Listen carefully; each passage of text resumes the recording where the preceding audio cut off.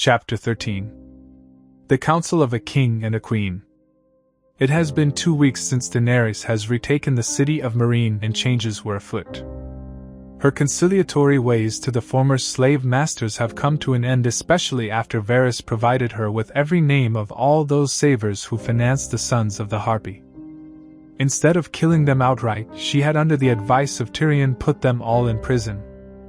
Their homes were looted of anything valuable, and a portion of that wealth was handed over to the poor of the city. She had ensured this was done in an orderly manner and to encourage the former slaves to start their own trades or even delivered to small-scale merchants.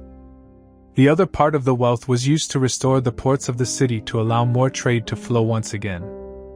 The work was still in progress, and it would take more months to complete, but the first steps have been taken. It was truly a shame that she won't be here to see these works completed. The once great pyramids that housed the richest slave masters were now in the process of being turned into guild halls.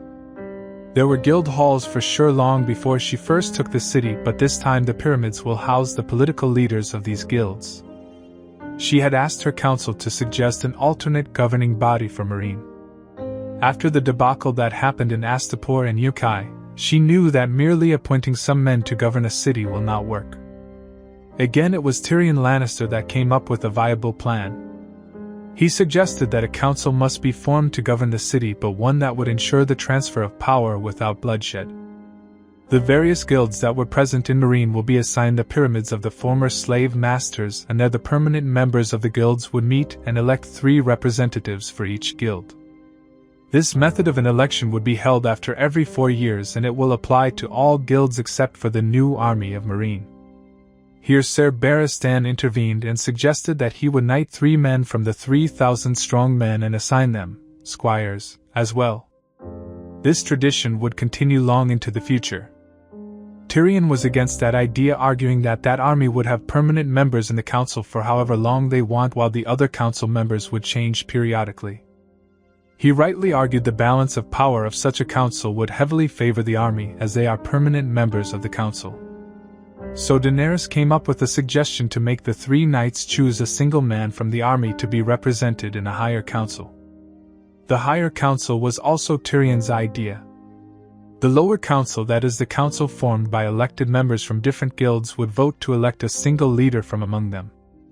This leader, the Chancellor, will then form the higher council where the day-to-day matters of the city would be governed. This high council would be the governing body of the city, and the only member that the Chancellor would not elect will be the representative of the army. The higher council will have a period of 5 years of power, the same as that of the Chancellor. Any new laws will have to be introduced by the Chancellor, but it would only come into effect with a majority vote from the lower council. There were more powers for the office of Chancellor, but Tyrion had assured her that he will be working closely with several guild members to form a system of checks and balances to split the power of the lower council and higher council. The exact details were still being hatched out, but within 10 days a lower council will be formed, and then afterwards a Chancellor. It will be after that she would set sail for Volantis, and then she would have to reach out to Lys and Tyrosh. Her journey to Westeros was a long one, especially since she was sailing an entire army west. She has been told that it is an ambitious voyage and expensive too, but Varys had promised that if she can take Volantis without much bloodshed, then he will be able to negotiate the aid of Lys and Tyrosh to safely transport her troops to Westeros. He had warned her not to antagonize Lys and Tyrosh with any anti-slavery rhetoric. She agreed because she had done her part in Slaver's Bay. Now it was up to the people to push forward and kill the abhorrent practice of slavery. She had done all she could, more than anyone had ever done in their lifetime, according to Ser Barristan and Lord Tyrion. Looking down from the top of the Great Pyramid, she could hear the city. It was bursting with activity, especially the shipyards. She could see her Drogon and Viserion circling the sea and occasionally diving down to catch some fish. With her newfound ability to form an empathetic bond with Drogon, she no longer felt the need to chain her dragons. She had personally led Viserion out of his prison. While she could not bond with Viserion, her ability to control Drogon was more than enough to keep Viserion in check. She put a lid to her thoughts as her ears picked up the sound of the doors to her chambers open. Within a short while, she was joined by Tyrion, Varys, Ser Barristan and Ser Jorah in the balcony. "Your Grace." Each of them greeted her one by one, and she merely nodded in greeting before turning her attention to her oldest advisor and friend. "How is your arm, Ser Jorah?" "The pain flares up occasionally, but I am thankful to have avoided a fate worse than death," answered Ser Jorah, and she smiled at him. She was happy that he was no longer infected with grayscale, even if his arm had to be amputated at the elbow. "Forgive me for interrupting, Your Grace. We have some concerns and I request that you address them now," said Tyrion, which made Dany sigh before returning to observe the city. She had been avoiding this conversation ever since she revealed the existence of her nephew. It was her insecurities that held her back from discussing this matter. She didn't know what the future would hold for her, and she didn't know how Daeron would react. She knew him through her dreams, but she was more than sure that he never knew her. It was inevitable that they would meet in Westeros, but she worried how Daeron would see her. Would he see her as an enemy? Even if she acknowledged him as a true-born Targaryen, there will be others that would see her claim as legitimate, chiefly her own advisors. Then there is the matter of the Unsullied. She promised them freedom, and she had intended to let them live out their days in Westeros when she took the Iron Throne. But now that she had decided not to pursue the throne, what will become of them? Would Daeron accept her as his family? She knew he had grown up hearing the stories about how her father murdered his uncle and grandfather. Because of this, she feared he does not hold House Targaryen in high regard. In her dreams, she had noticed how he seems to prefer using the name his uncle gave him instead of his true name. Because of that, she feared that he harbors some resentment to his Targaryen ancestry. She had many such insecurities, but perhaps being true to her advisors might bring her some measure of peace. In the end, she decided to go with her gut feeling. "You may speak, Lord Tyrion." "Thank you, Your Grace.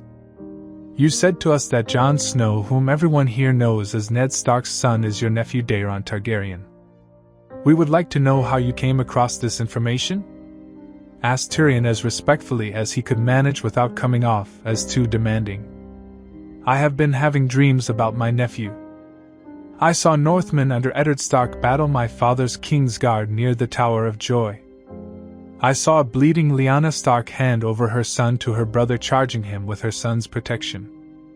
I saw Rhaegar and Lyanna say their vows before a weirwood tree in the presence of the previous High Septon.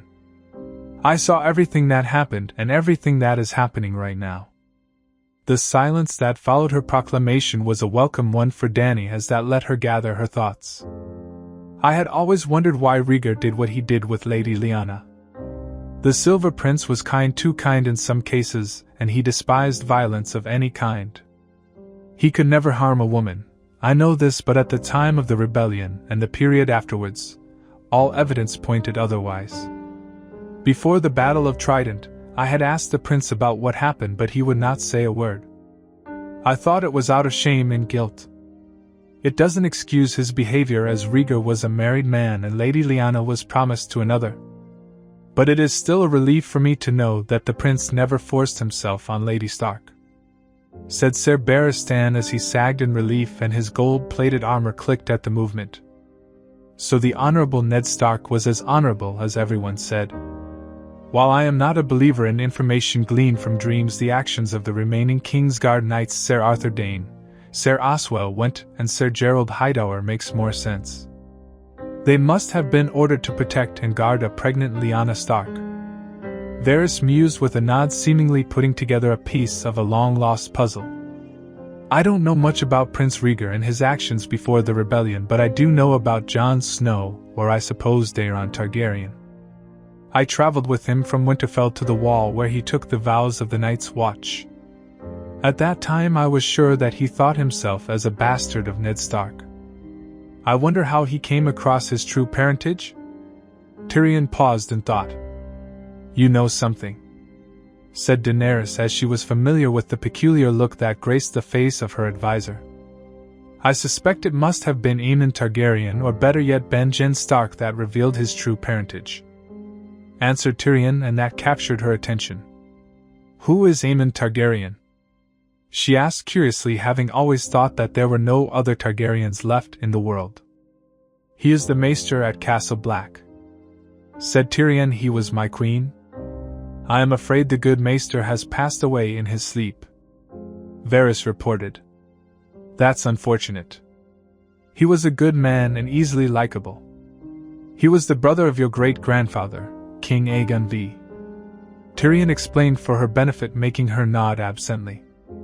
"Your Grace, if you acknowledge Daeron Targaryen as your brother's true-born son, then you would weaken your claim to the Iron Throne."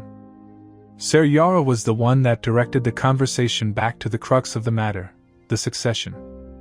"Your Grace, if both yourself and Daeron press claim for the throne, then the both of you will be at odds with each other," said Tyrion, and he expected a sharp retort from the Queen, but surprisingly he was left waiting.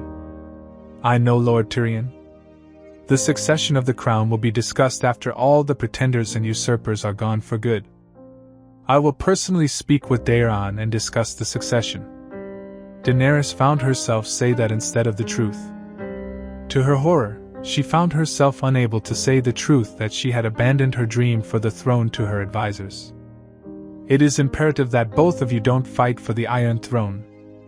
The last time dragons danced in the skies of Westeros for the throne, untold destruction fell upon the populace," warned Tyrion, hoping for some reaction from the Queen. "You don't have to worry, Lord Tyrion. Under any circumstances, I won't choose to war with my nephew. He is of my blood, and I won't see the last of my family die by my hand or that of another if I can help it," Daenerys declared, and with that declaration the tension in the balcony lifted. "Of course, Your Grace. We were merely concerned as your advisors," said Tyrion, happy that the Queen was open to peaceful approach in this matter. Anything else would invite unfathomable disaster. In that case, our impending invasion of Westeros has become simpler provided Daeron Targaryen is amicable for an alliance," Varys pointed out. "Yes, with Daeron having Rhaegal by his side, according to our Queen, it stands to reason that Winterfell will fall back into his hands. If he can unite the North, then he will be looking to the South for vengeance. What has happened to his family in the South will not be forgotten by him, and with a dragon under his command, the fate of House Frye is looking bleak," Tyrion predicted somewhat worriedly as he thought of Jaime and the possible wave of destruction that was going to be unleashed from the north. He has already put House Umber to the sword for betraying his kin. Carhold also met a similar fate, and now he is on the move against the Boltons. It won't be long before the North is united once more. Many northern lords have already bent their knee to Daeron," Daenerys informed her advisors, which shocked many of them. "He killed them all?" Tyrion asked aghast, and he was getting serious Tywin vibes from Daeron. "Only one member of House Umber survives right now, and he is in Daeron's custody. House Karstark is still intact, but their castle has been put to the sword for supporting the Boltons. Now, the Karstarks no longer stand with the Boltons while the northern lords flood to Daeron's side out of loyalty to the Starks, or in fear of what will happen to them if they don't choose a side," said Dany, as that was what she gleaned from her broken dreams. "Brutal but effective. He takes after the Starks of old rather than his uncle." Ser Jorah nodded approvingly, which earned him incredulous stares. "You don't understand how the Northerners work," Jorah defended himself. "They won't simply follow someone because of threats or promise of riches. Threats have to be backed up with action for them to take you seriously. The Starks have always been brutal to their enemies, but at the same time, they are fiercely protective of those who stand by them. So long as a single Stark survives, the North will rally to them. Only a Stark can hold the entirety of the North." No one argued with Ser Jorah after that. "I for one will be delighted to introduce my sister to Prince Daeron. I am sure I will enjoy whatever he does to her, seeing as she had his uncle killed. It's too bad I killed my father. He had such troubles with Robb Stark. If Prince Daeron is half as good as his cousin in the battlefield, we can safely assume he would be in control of both the North and riverlands by the time we arrive in Westeros," said Tyrion, making Ser Barristan and Ser Jorah nod. "Where do you suggest we make our landing?" Daenerys asked, curious to know the answer while filing away everything Tyrion and Ser Jorah said so far. "No region in Westeros is friendly to you, so we have to take a position by force, and it must be strategically valuable. Seeing as we will be ferrying a sizable army with a large fleet, only one place comes to mind: Dragonstone," said Tyrion, and she noticed Ser Jorah nod in agreement. "The Redwyne fleet has taken the islands in the absence of the royal fleet. They will have to be dealt with before we land," Varys reminded everyone. "That will be no problem, my lords," said Dany with a smile as her eyes jumped to her dragons in the distance. "No, that won't be a problem, Your Grace," Ser Barristan agreed with a smile. "But a sizable garrison must be holding on to the castle of Dragonstone. It is easily defendable and not easy to breach as well. Efforts must be made to negotiate a peaceful surrender lest we waste men needlessly to take that castle. I suggest that we assault Driftmark first, and then make the Valyrians submit to our queen. It will make the subjugation of Dragonstone that much simpler and less costly. Many that garrison your ancestral seat is Valyrian men with some Redwyne men in the mix. The strategy is a sound one, Your Grace." Varys nodded approvingly. "These are all good plans, but first we have to take Volantis," Ser Jorah pointed out. "True." Varys agreed and turned his attention to her, but it was Tyrion that picked up the slack. "I have been conversing with several Red priests, and it seems they have been very active in their anti-slavery campaign outside of Meereen. The Red faith is very strong in Volantis, and it seems the city is very polarized. The slaves of the city are convinced that you are Azor Ahai, a prophesied hero in their religion. The Red priests have been preaching about your arrival, and the people will win back their freedom through you. To my mind, half the battle is already over," said Tyrion, which made her raise a curious eyebrow at him, while her three other advisors looked at Tyrion as if he lost his mind. "You do know that Volantis is a formidable city, and has never fallen to an invading force before. The Valyrians built the city to withstand a 10-year siege. They have high walls that will dissuade any attempts of a forced occupation. Our only hope in victory is to surround the city, and cut off all trade. The elephant party of the city is made up of merchants, and while Her Grace may have many enemies among them, they will capitulate when they see which way the wind is blowing. They will surely pressure the governing council of the city to make peace when they see all trade dry up," Varys suggested. "Won't that take a lot of time, Lord Varys? Time that Her Grace won't have if we are to make way to Westeros?" asked Ser Barristan, aghast at the prospect of surrounding a city like Volantis. His main concern was also the proximity of Valyria itself. "Ser Barristan speaks true, and it won't have to be a siege either," said Tyrion, and then took a dramatic pause which caused her to roll her eyes at his antics. Her dwarf of an advisor had his quirks, but he was a brilliant man, which he proved with his plan. The Valyrians built the city of Volantis to withstand a 10-year siege, as Lord Varys has said. But the Dragon Lords never built the city to withstand an assault from the dragons. Why would they? After all, the Valyrian Empire was forged through dragon fire. Are you seriously suggesting that the Queen attacked the city with her dragons? Varys asked incredulously. I thought the aim here was to take the city intact, my lord. Ser Barristan was also not happy with the plan to unleash dragons upon Volantis.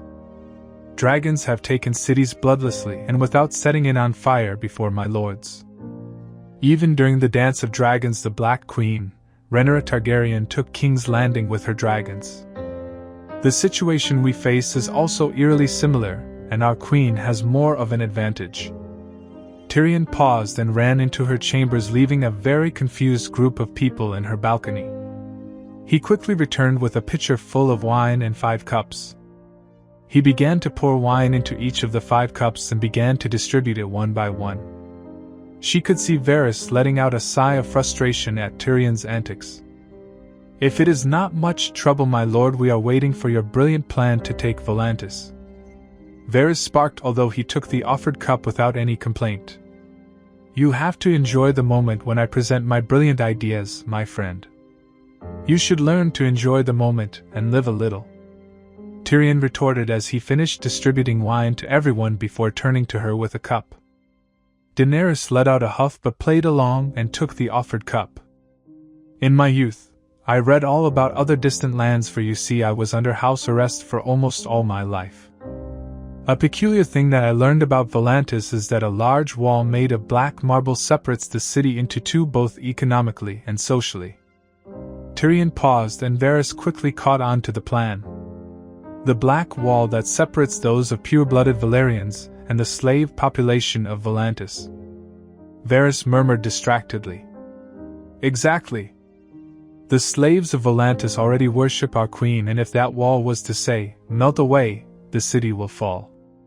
Keep in mind that Volantis has already sent a portion of her strength to attack Meereen. With 20,000 Dothraki outside their city, 2 large dragons in the skies, an enemy fleet with 8,000 unsullied, and a revolt inside their high walls, I suspect the free city of Volantis will fall in a day or two, said Tyrion, and raised a glass to her in salute, and drank the wine in one large gulp. She wondered where all this wine is stored in his little body. She didn't mind his drinking habits, as his mind was always sharp. She was blessed with good advisors, and she would take heed of their advice. We will follow Lord Tyrion's plan, said Daenerys after mulling it over in her head. What about the prisoners we took, your grace? Asked Ser Barristan. The sons of the Harpy, and those who supported them, have no place in the new Meereen we built. They will be exiled from Meereen with nothing but their clothes on their back. Order the men under your command to escort the prisoners far away from the city, and I do expect this order to be carried out as exactly as I have laid out. If they somehow survive, then that will be solely dependent on their ability, and not your charity, Ser Barristan. You have advised mercy, and this will be the limits of my mercy, said Dany with a hard stare at the old knight. As you will, my queen. Ser Barristan bowed. Good. Now, what about the ships from New Guise? She asked, turning to her spymaster. A few of them will arrive in a fortnight, your grace. The full 50 ships will only arrive by the next week, I am afraid, said Varys with a hint of an apology which she merely waved away. No worries, Lord Varys. I was afraid this scheme of yours would fail, and the fact that it has succeeded is satisfying. We will use the delay to prepare our men as best as we can. Some of the ships can be left here in Meereen, as we won't be needing them. We have a dangerous journey ahead of us, as sailing around Valyria with such a large fleet is no easy task. Only the best and safest ships shall be used for this purpose. Even if we can't take all the Unsullied in one trip, we can still ferry them over once we are in Volantis. It may cause some delay, but the bulk of your army can move forward and reach Westeros promptly, said Tyrion, which made Dany acknowledge his point with a simple nod. What about your travel plans, your grace? You will have to take Drogon and Viserion with you, and I don't think you can follow the fleet on your dragons. Ser Jorah voiced his concern. I have been charting a course for the dragons, your grace, said Tyrion as he began to take a rolled-up scroll from his back and handed it to her. She looked at him in surprise as she received the rolled-up parchment. It's something I have been working on to keep myself engaged in some nights, said Tyrion with an embarrassed smile. As she unruffled the parchment, she saw that it was a map, and Tyrion began to explain her flight chart. Obviously, you will have to fly your dragons to Volantis through mainland Essos, preferably following the path of the Dothraki. After that, your fleet arrives and anchor at the ports of Volantis. From there the fleet can make way for Lys or Tyrosh, but that depends on who will be susceptible to our approach. After all, hosting an entire fleet of ships will strain any city, and then there is the political situation in these cities for us to consider. What political situations would that be? We only require their ports for travel, and I am more than willing to pay the port duties for my fleet. Daenerys asked confusedly. You are a well-known revolutionary that broke the back of slave masters in the East.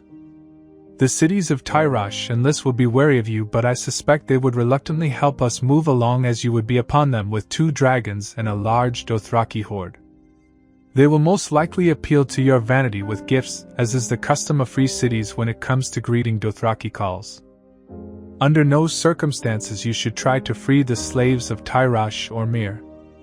Taking Volantis itself is dangerous, but I suspect the offer of some significant gains in the disputed lands will keep the daughters of Valyria from uniting against you. Tyrion warned the last time a Targaryen threatened the free cities, the daughters of Valyria formed an alliance against House Targaryen. It took the combined might of dragons, Braavosi fleet and Westerosi fleets to put them down, your grace. The free cities are a dangerous foe to have, especially with a Blackfyre running around in the 7 kingdoms. At the very least we need their neutrality," said Ser Barristan, to which Dany nodded absently in thought. She didn't like the fact that she had to keep a blind eye to the plight of thousands of slaves, but she had a destination to reach. She had toiled far too long in Essos, and it was time she returned home.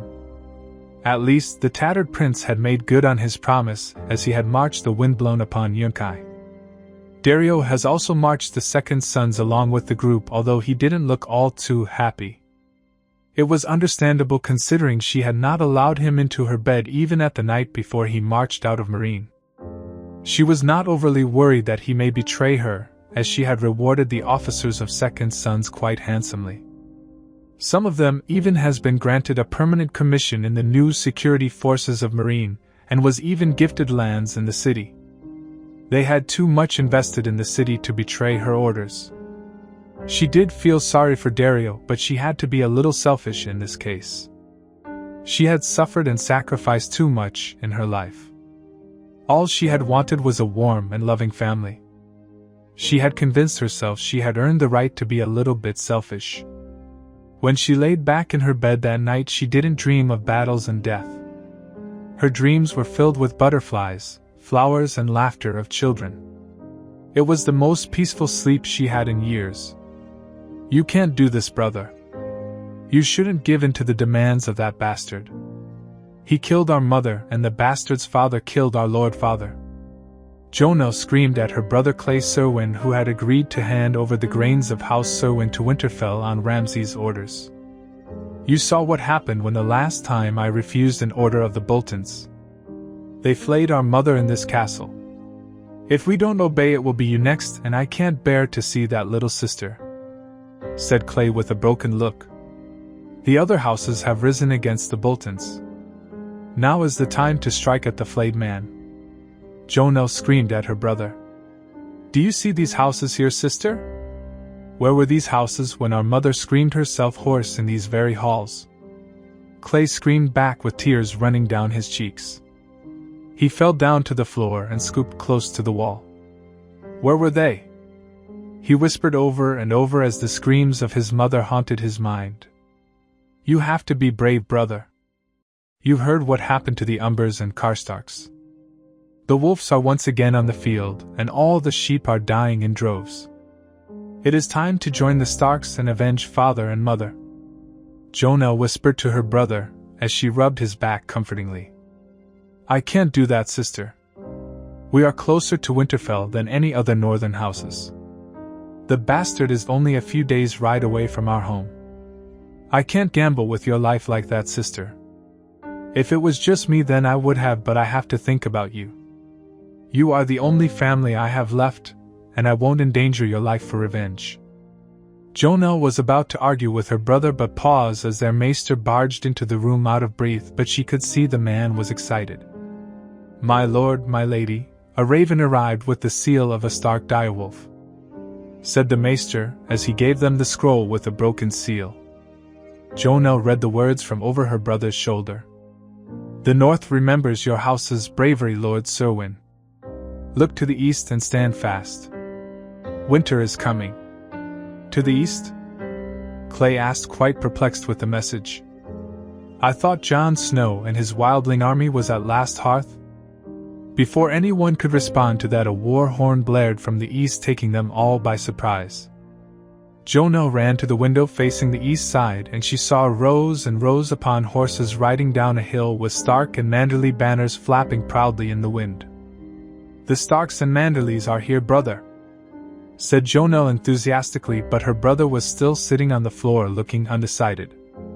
She ran to his side and shook him awake from his stupor. "Clay, the North is assembling. The wolves are on the hunt.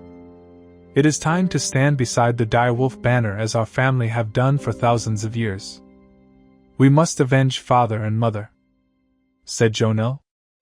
She watched with some relief as the eyes of her brother hardened with resolve. "You are right. It is time to kill those flaying piece of shits for good." Clay snarled as he took his sword into his hands and marched out of the room, followed by Juno, who quickly fastened a quiver of arrows on her back with a bow up and ready for some target practice. "Men! Kill these Bolton filth! Leave none alive!" Clay shouted as he charged out of the castle with a war cry. The Serwyn men-at-arms were quick to follow their lord in action.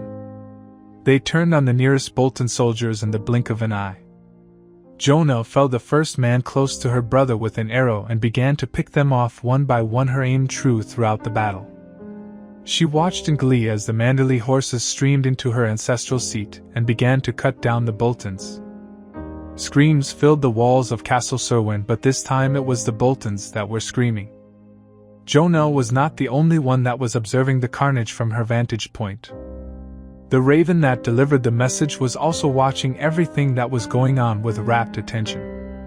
The silver sheen around his eyes vanished, and Daeron rubbed his forehead to alleviate the pain that was growing. It took a lot of effort to control the raven from this far. After all, there was a considerable distance between Castle Serwyn and Hornwood. "Looks like the Manderlys did their part, and has smashed the Bolton men at Castle Serwyn," said Daeron to his men and women. "He suppose Lyra Mormont has been shadowing him since Ramsgate, and even among the company of wildlings the Mormont woman stood completely unaffected by his side. You surprise me yet again, King of Winter. You are a fucking warg, or even a greenseer," Lyra commented with awe. Oh, how Daeron hated and liked the girl. She had taken to calling him Winter King whenever she pleased. That was not the problem, but sometimes she would call him King Crow or King Wolf, or King Stark, and on the names went. Frankly, it was getting very tiring. "I understand why all these willing friends of yours are following you. You are the Warg King, aren't you?" Lyra asked happily with a smile. "I got to give it to her, Crow. She is a feisty one." "Are all Mormonts like that?" asked Tormund beside Daeron, even as the heir to the Iron Throne glared at the cause of his renewed headache. "I don't know about the others, but this one is surely a feisty one," Daeron commented, and Ghost huffed in agreement as he too glanced at the Mormont girl. Ghost has not been happy when Lyra compared him to a fluffy toy her sister owned in Bear Islands. How the wolf managed to understand that went right over Daeron's head, he didn't know. He just chalked it up to one of the weird magic shit that was going on. Edric Mallister chose that moment to return on his horse from his scouting mission. The Riverlander knight trotted to a stop before Daeron. "My king, the eastern gate is not guarded well. The Hornwood Castle has only 2 gates, and the west gate is already under the assault of Glover men," Edric reported, and John could see the knight was quite eager to cut down the Boltons. "We can pelt the men at the gate with arrows and force the gate open with a ram.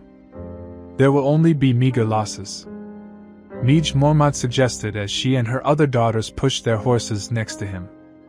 "True, but I have another plan," said Daeron. He spurred his horse forward to get a better view of the east gate. The others soon followed him.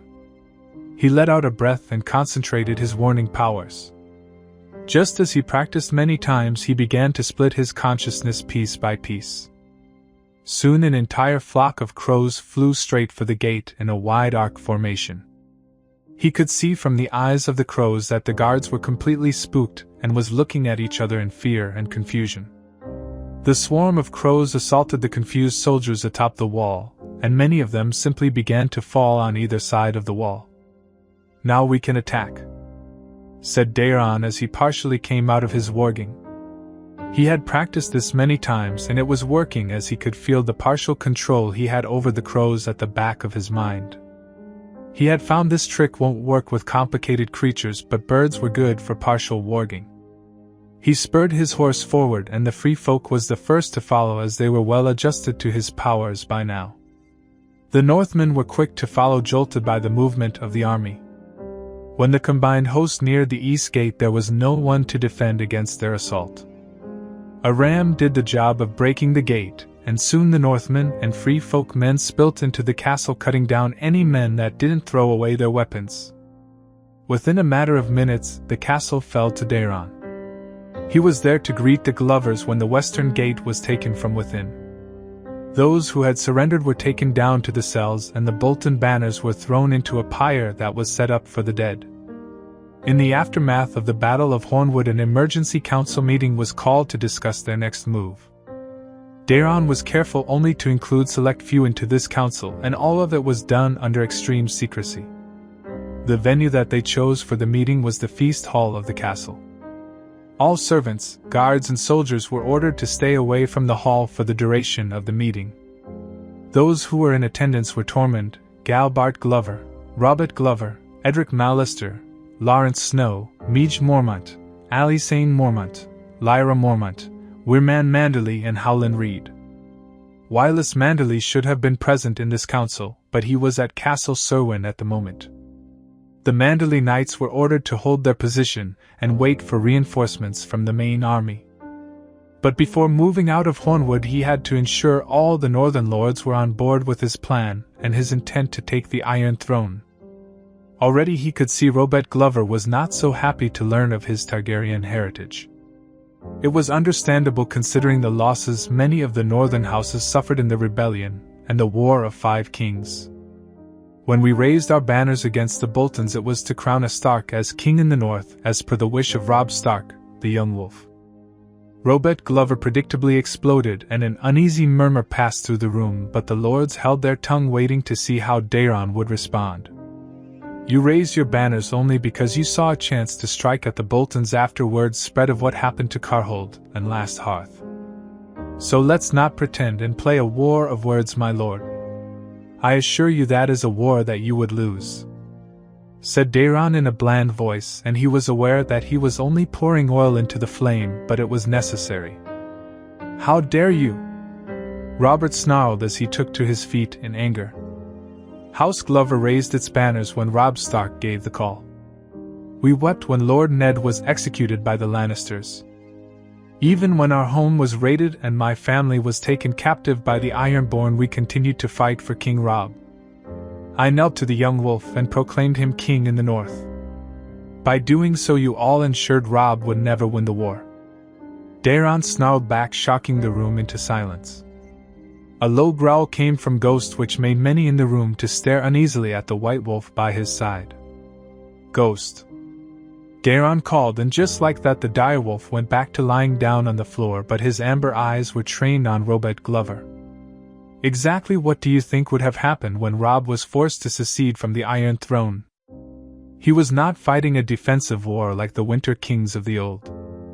He was fighting an offensive war against 6 other kingdoms.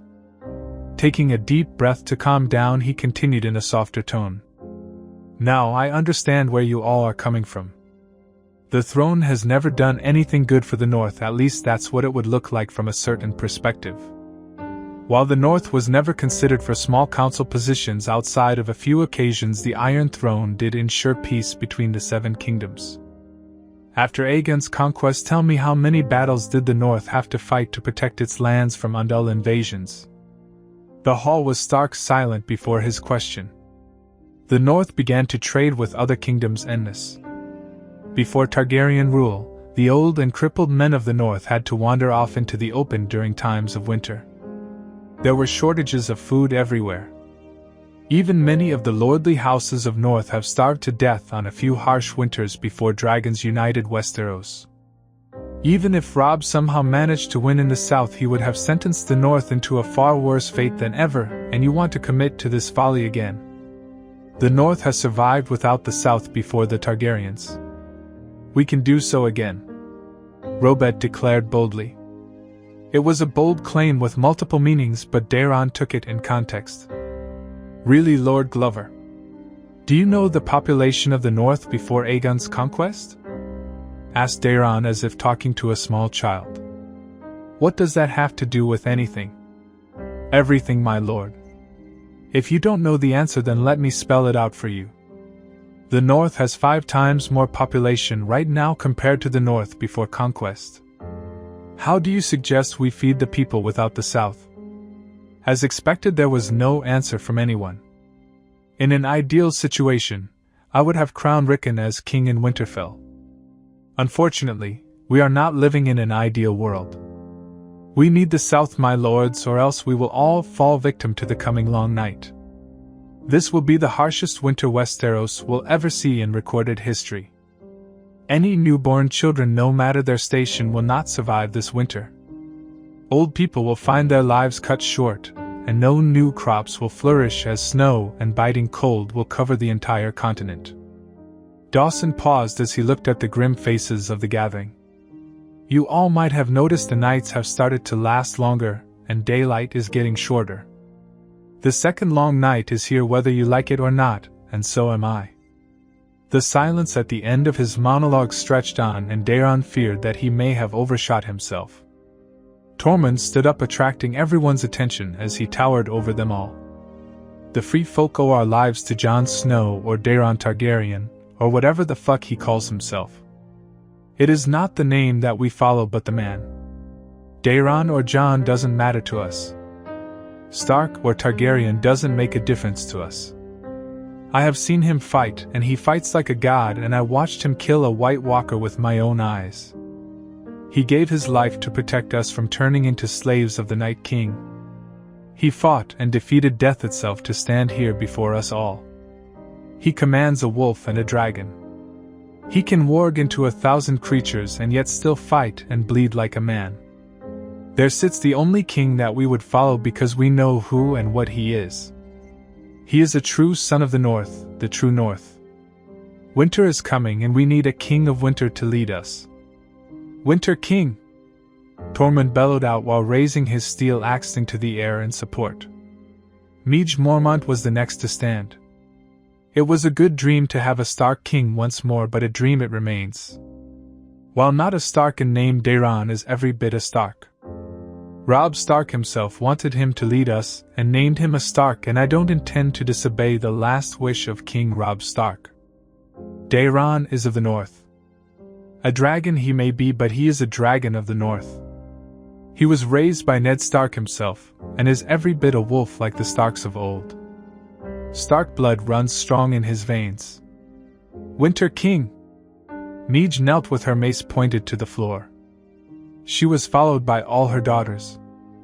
Howland Reed stood up from his seat and faced Daeron. We know not what transpired between Lyanna and Rhaegar. Your mother's wish was for you to grow up in Winterfell. She named you and passed you to your uncle. She was my friend, and she embodied everything the North was, which she passed on to you. So many died to get to her, but I realized that it was all for this moment. The old gods wanted you to lead us in the war against the great enemy. Death marches towards us, and we need a king of ice and fire. Winter King! Winter King! Winter King! Winter King!